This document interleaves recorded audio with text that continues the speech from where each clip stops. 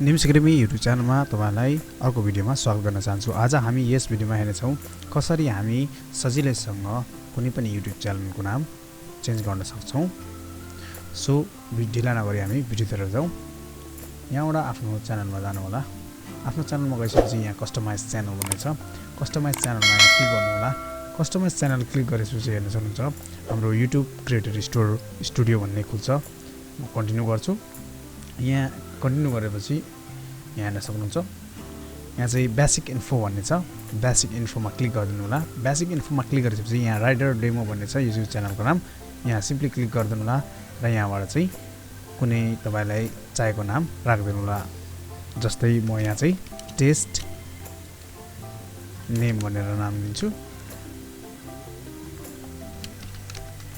Test name change र यहाँ publish गरिदिन्छु।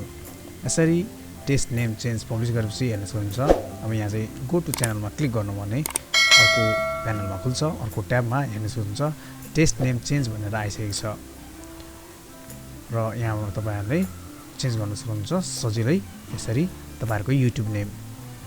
यो भिडियो तपाईलाई कस्तो लाग्यो कृपया आफ्नो प्रतिक्रिया जनाउनु होला र निम्स एकाडेमी युट्युब च्यानलमा तपाईहरु नयाँ हुनुहुन्छ भने यो च्यानललाई सब्स्क्राइब गरेर सपोर्ट गर्न चाहिँ नभुल्नु होला। भिडियो हेर्दिनुमा धेरै धेरै धन्यवाद। अर्को भिडियोमा हामी भेट्ने छौं।